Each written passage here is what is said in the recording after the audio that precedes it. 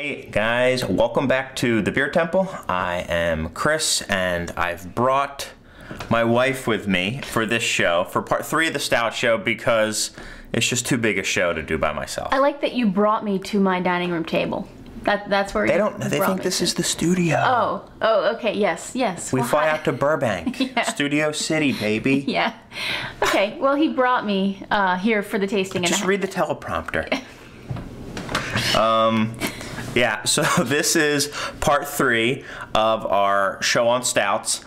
This is the big one, guys, Russian Imperial Stouts. This is what all the beer geeks go crazy for. These are the big boys. And so I always say I'm so excited for this show, and I always say that. But Margaret, he is legitimately excited. Like, as we were getting ready for the show today, he's like, I know I always say this, but I really am super excited about today's show. I don't think he said super excited like I did, because that's kind of like girl, but he did legitimately say how excited he was. He said, show's going to be super sweet. Yeah. No. Texting friends and... Yeah, he said this is probably the show he's been most excited about since our very first episode. So this should be an awesome show. Yeah. And let's get into it. Yeah, so you guys are in for a treat.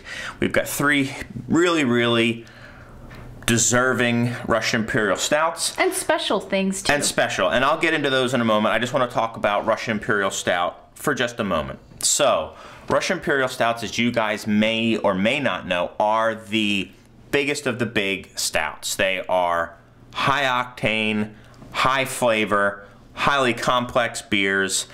They originally were, the name comes from the fact that they were originally exported to Russia for the imperial court. I've heard Peter the Great and Catherine the Great was the first person to really kind of like these beers. Exported from England, right? Not from America. No. Stouts is an English style of beer. I'm sorry. And some of these stronger beers, we talked about Baltic Porter, very much the same thing with these Baltic Porters. They went to the Baltic regions, and this in particular, Porter, Stout and Porter were pretty much the same thing back in the day, was requested, consumed, enjoyed by the Russian Imperial Court. Right. And that's how they got to be known as these Imperial Stouts. And 1, I guess the Russians just liked them bigger and stronger, and 2, they needed to be higher alcohol to make the voyage, because beers of lower alcohol generally spoil more easily. So that's the story behind Russian Imperial Stouts. Right now there's a couple that are made in England still, but really the hotbed of Russian Imperial Stout is America. Yeah. Craft brewers, I mean, that's kind of like either you've got a flagship hoppy beer or you've got a flagship stout, or both. Yeah, that's true. Yeah. Seems like it's one of those holy grail type beers where, if a brewery has a huge event every year, like Three Floyds or Surly, oftentimes it revolves around an Imperial Stout. Yep. So, what do we have here? I've got 1 stout from Belgium, I've got 1 stout from England, and I've got 1 stout from here in America. So I just want to go, I usually don't do this right up front, but I wanted to this time just kind of go over the pedigrees of these. Sorry, I'm laughing at, I usually don't do this, but that's an R. Kelly reference for anybody who doesn't know. You can't call it your reference, you just have to see if anyone picks up on it. I usually don't do this, but okay, break it down. But then you'd have to say that every time, because he says that every time. So we've got Black Albert from De Struis. This is a brewery, one of the kind of new school artisan breweries from Belgium. They are, I'm hearing these people walk, I'm losing my train of thought, sorry. So unlike a lot of traditional Belgian breweries who will brew the beer that was just traditionally brewed in that region or by their family or from their town, these guys are kind of reaching out a little bit. A lot of traditional brewers in Belgium would brew 1 style of beer. And these guys are doing a whole bunch of stuff, and they've gotten a really big following here in America, almost like a cult. I mean, people really, really love their beers, and this is their Russian Imperial Stout that they originally brewed, you were telling me, and actually it does say it on the label, but I didn't read that. Right. For a Ebenezer's Pub out in Maine. If you're a hardcore beer lover, you probably know of Ebenezer's. A lot of times you'll see ads for them in some of the publications and stuff. So they're a very well regarded beer bar here in the UK and in the United States. Here in the UK. Yep. Mm-hmm. Yeah. So we've got Black Albert, and it's just up there, A on Beer Advocate, high 90s on Rate Beer. And it's just one that the beer geeks go crazy for. Mm-hmm. So really excited to have that. Not really easy to come by either. This next beer is called A Le Coq, and this beer is brewed by Harvey's or Harveston's, Harvey and Son in England. And this beer originally was the beer that kind of ended the brewing of Imperial Stout in England. So it's very important historically, because this guy, A Le Coq, which is what the beer is called, he was kind of like a trader or something like that for these. He was like a barterer or the middleman, a merchant, exactly. So he would sell to the imperial court. Eventually, the Russians said, well, why do we need to get this stuff from England? We'll just make our own. Yeah. And they got a brewery in Russia or Estonia or something, and they made him the brewer, I think, or they named it after him. Right. And the recipe still survives, and they're using the original recipe. Wow. Like KFC. Yeah. It's got several herbs and spices in here, and it's good. And you can buy it in a value pack. I want a bucket of this right now. All right, sorry. So, and in terms of praise for this beer, none other than Garrett Oliver called this beer a masterpiece. Margaret and I have kind of chuckled if you guys have read his book, The Brewmaster's Table. I mean, he goes on and on about this beer, almost to comedic levels. I mean, he just talks about it for an entire page, about how much he loves this beer. This beer is from 2003. So this beer has been sitting around for quite a while, which is completely fine for Russian Imperial Stouts. They age beautifully, and I think even before they bottle this, they let it sit for a year. Wow. Yeah. This beer, I think, is 1 or 2 years old. I'm not exactly sure. And finally, the American contributor to the show is from Iron Hill Brewery in Wilmington. There's several of them, but this is from the Wilmington. I think that's where most of their Wilmington, bottle. Delaware. Yeah, Wilmington, Delaware. And this beer has racked up quite a few accolades. Yeah, it's won several World Beer Cup medals. It's won, I believe, 4 Great American Beer Fest gold medals and 1 silver medal, including the last 2 years. It won silver this year, it won gold last year. This is last year, so this is the gold medal winning bottle.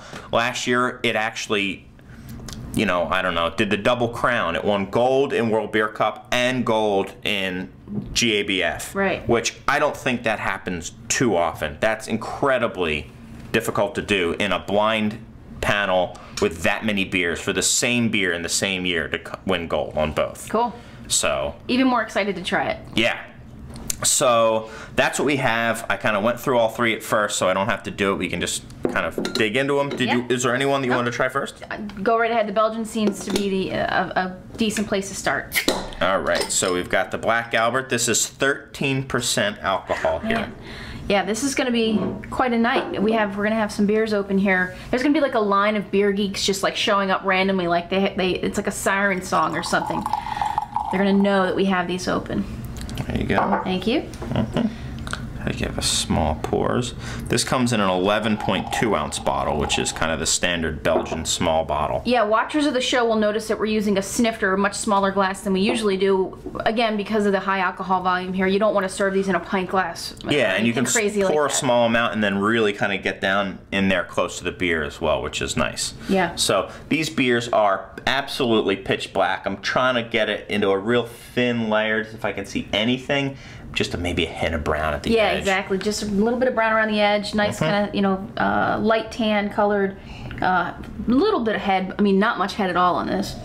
Again, high alcohol, I'm assuming is the reason. Yep. I'm definitely getting meaty flavors. I'm getting kind of earthy. I'm getting a little bit of coconut in this, too. Which doesn't make sense because it's not barrel aged. No, not that I know of. No. But I get like a little bit of sweetness in it. Yeah, I did get some meaty. Bittersweet, dark chocolate. Kind of just some burnt flavors as well. I do get a lot of like alcohol smell to absolutely. it as You're well. getting some booze. Smells hot for sure. These beers are pretty much at room temperature or right below. I've had them sitting out for quite a while. Before that, they were in a cellar, so you know they weren't that cold to begin with. Let's give it a taste.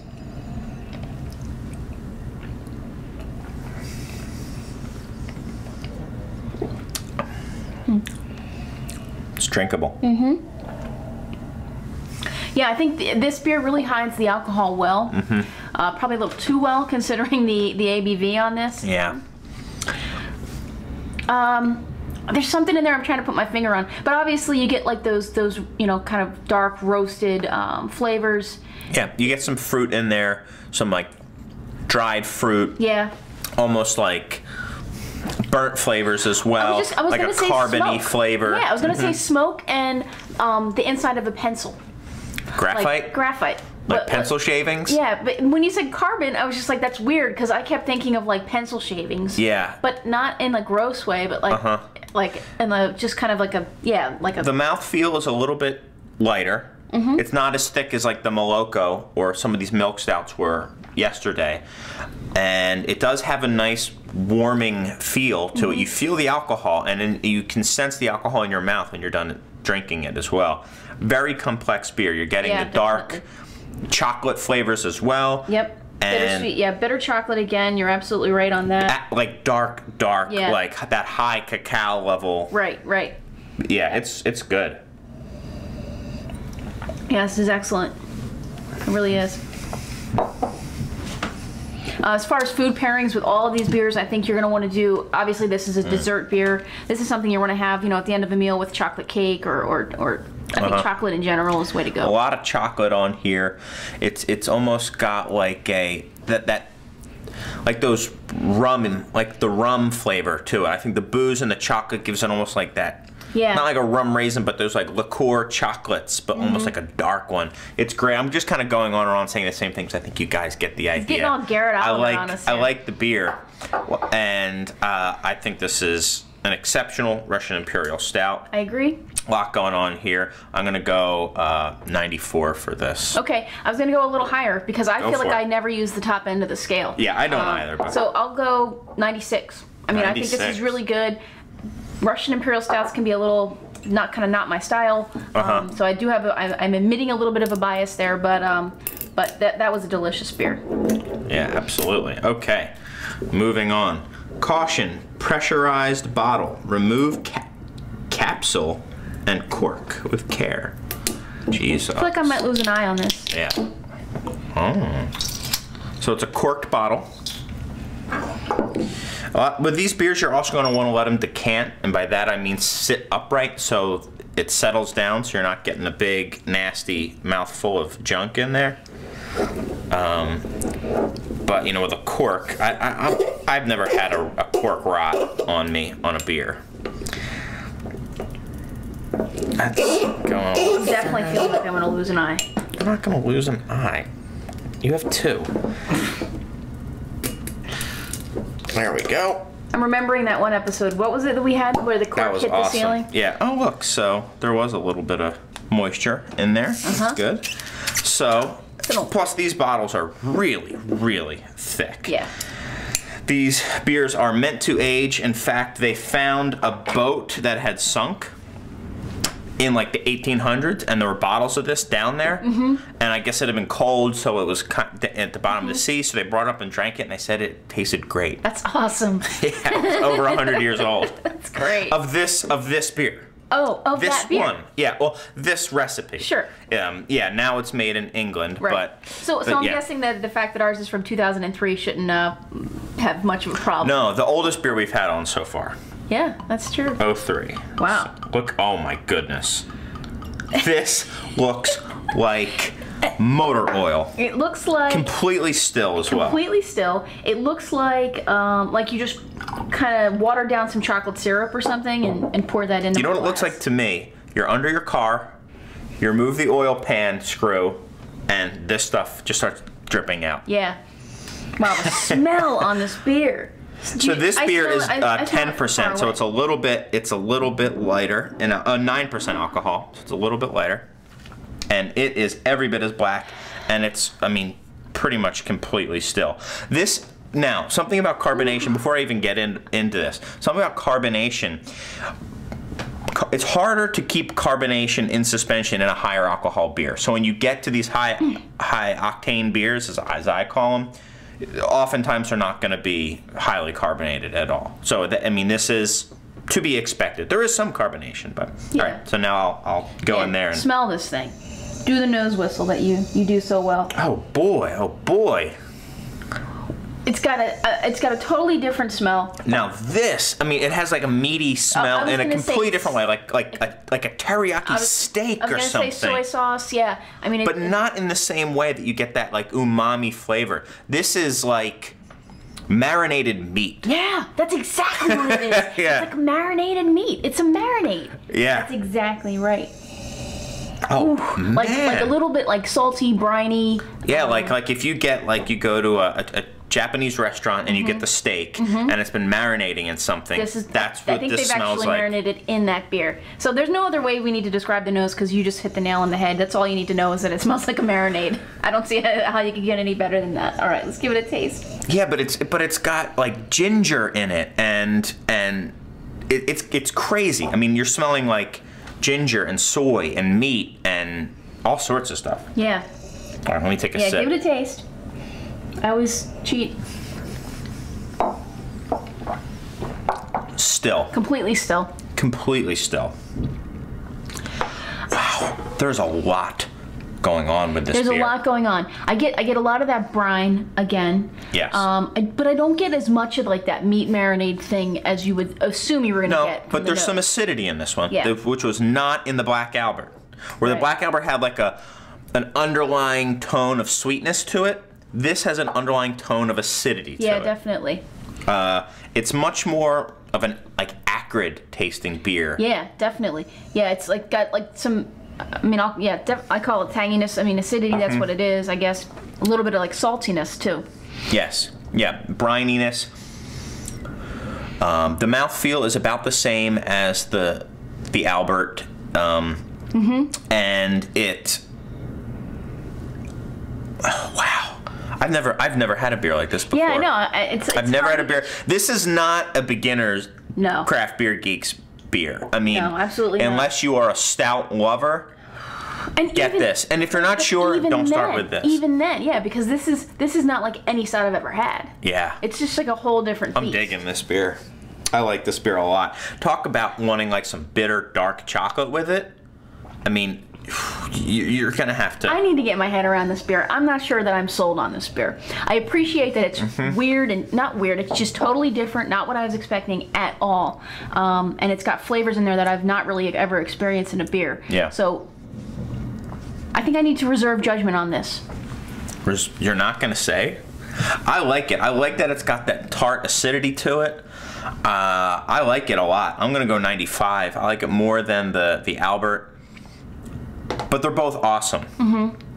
I just think it's really cool what they've got going on here. They've got that burnt char to it, and it's really good. All right, I think I'm gonna go like almost 91 because I'm not sure what to make of it, and I'm not sure that I like it. You know what I mean? Like, I'm not sure that I would want a whole snifter of this beer just because it is so kind of wacky. That's true. A few sips of this is good. Like, and I appreciate that it's different. I appreciate that, you know, that's something I've never experienced. But do I want to drink a whole bottle of that? Probably not. Yeah, I'm digging it. It almost has like a, fishy. I mean, it's just got like there's so much. You can just sit here and pull flavors out. Yeah. Over and over and over. And this is a Russian Imperial Stout. Usually, I would think it's hard to match with like food other than dessert, but I think this beer almost needs food. I was just gonna say that. Like in this case, I would love to have this with a steak or something like that, where then you can really kind of. So Garrett Oliver had recommended venison, which is like a gamey steak. Yeah. Okay. And I could see that with this, like a nice rare piece of venison, or even like that wild boar or something like something gamey. Yeah, maybe lamb. Something a little bit a little gamier. So yeah, and try it at home, I guess, if you can get this beer. Oh man, and that's after 8 years. Yeah, and then the reason I think it would go well with savory food is because it's a savory beer, which is sort of weird to think about. We're gonna have to rinse after that thing.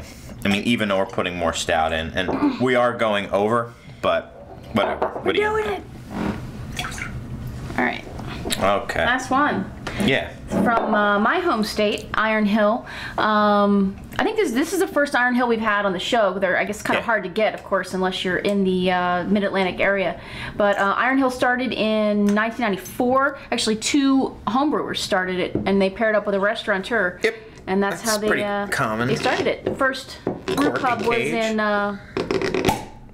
Newark, Delaware, home of University of Delaware, which is where I remember when the first one opened. I do too, 1996.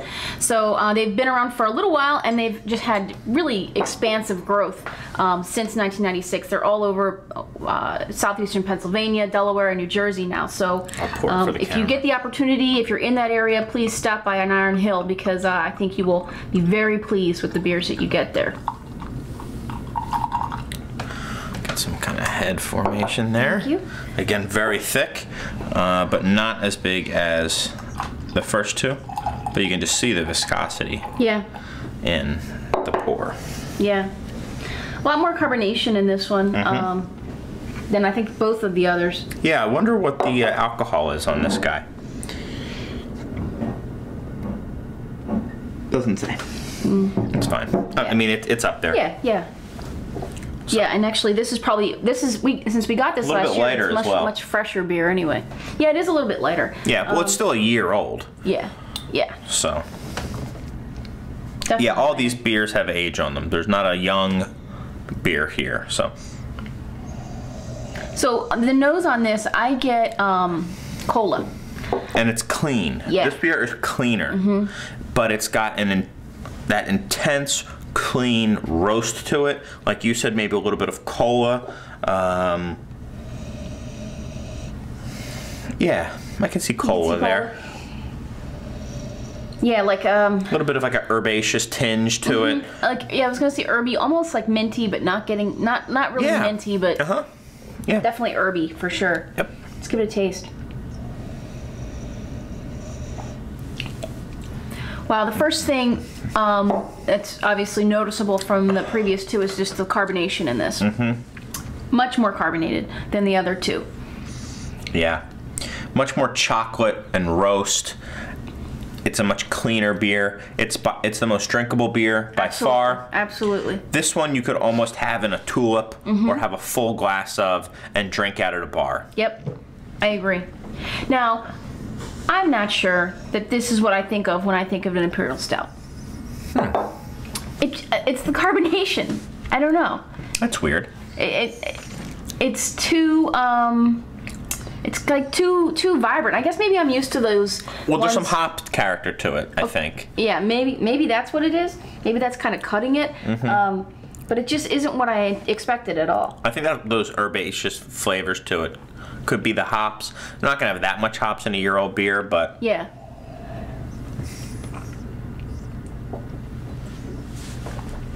Good. Yeah, it's good. It's hitting all the major notes. It's you got like the chocolate and like the roasted flavors and all that, but it's just not at all what I expected. I expected kind of the more flat. This is the roundest, softest beer here. This is also the biggest crowd pleaser here. Absolutely, the biggest crowd pleaser for sure. Yeah.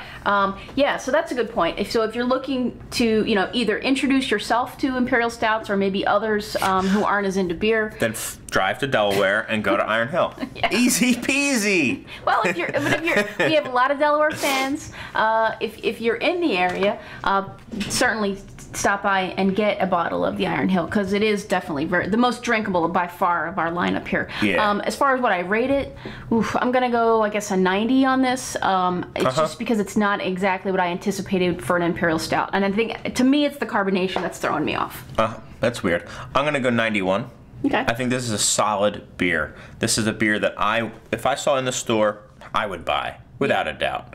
Yeah. In fact, I would reach past other beers to get to this one. If these two were here, I would reach for them first. Yeah. I think I'm gonna go a little higher. I mean, thinking of beers that I've rated as like 89s, it's really good beer. So I'll go maybe like 92. Okay. So definitely solid. That outdo me. So now I have to go 93 because no, I'm kidding. Always have to outdo me. So there you go. I mean, this lived up to my expectations. I mean, this. Hey, anytime I can say I've never tasted a beer like this before, that doesn't happen with me too much anymore. Right, that's true. That is true. And I think that's cool. Maybe that's why I rated it so highly, but I thought it was great. And I want to get some more, and I just want to let it sit for 100 years on my deathbed. In a boat, underwater. Yeah. So thanks, guys. We went long here, but this was a big show. And that's about it. The next show we have coming up is the Barrel Age show. So we've got some, again, heavy hitters. These last two shows have some heavy hitters. Right. And I know the next show is going to be awesome. So look out for that one as well. So they're both, it's Imperial Stouts Part 2. Barrel Age Imperial Stouts is really what it is. Mm-hmm. So 4-part series, Part 2 of Part 3. You know what I'm talking about. Maybe we're tipsy from the 10% alcohol. No. Woo-hoo. And then after that, we're going to be going back east for the first time and forever for Thanksgiving. So we're going to try to get some shows out for you guys. I don't know if I'm going to be doing a show from the road or if we're going to try to get some shows done ahead of time. Or there might be just be a lag and there might be some days where there are no shows. You can catch up on the Stout series in the meantime. Yeah. So until then, thank you guys very much. And Margot, I think we've got some beer to drink. Some beer to drink. So hopefully you do too. Cheers.